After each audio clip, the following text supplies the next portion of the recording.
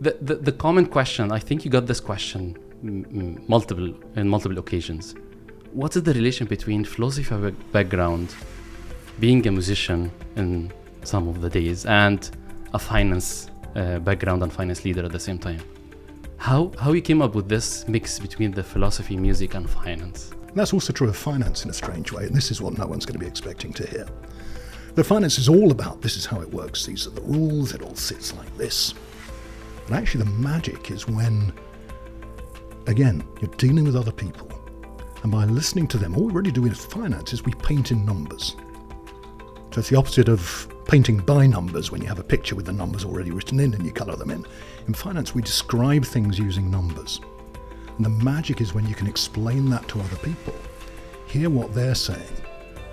Maybe they don't understand the numbers so well, they might understand what those numbers represent. It's about sales, thinking about what you've been publishing. It's about sales, it's about cost of sales. What's going on here? And the magic is when you can get those two together. So you express the numbers in a way which prompts them to say, but this thing happened yesterday. Is that good or is that bad? Where do we take it? And then you realise that your assumptions in the numbers didn't reflect that reality. So together, you spark each other and you build something which is far bigger than either of you could do on your own. If you think about business, finance to business, and the two, finance is the bloodstream of business in many ways, then what your generation are going to be facing, and the generation that follows you, Reda, is the ethical dimension having a relevance in business which has never been there before, which is fantastic. Right, you set the bar very, very high on this one. This question, I'm having to think very quickly as we go through this one. I'm giving you the room to think about that. And I think that's the beauty of humanity. That one of the things I'm absolutely obsessed by is diversity is spoken about a lot. I think one of the angles that we miss on diversity is looking at people's personalities and where we each have spikes.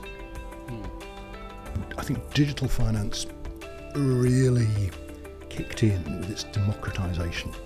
You and I have both been enthusiasts around this. There was a point where I felt that digital finance was being presented to me as something done by experts. And expertise is great, but actually I like getting my hands dirty. I like to be able to get to it. And what I absolutely loved about it is the essence of what happens in digital finance, which is a very broad term. But the essence is that we get the power of the digital tools that we have to do the really boring work. Allowed people, we spoke about creativity, it allowed finance people who understood that language of numbers to engage with a scale of database, a scale of data, which they could never have been able to manipulate before. And to produce insights. And it also kind of crashed through functional boundaries. So working with a fabulous colleague who came from a market research background, and we kind of grabbed into the finance area, which then we realized wasn't a finance area, it was a company area, it was a total company area. And you then get the brilliance when you get it right, that instead of just saying, this is finance data, and we're just going to look top to bottom of P&L, balance sheet, cash flow, no, nothing to do with us. You can then see how's that correlated with customer service.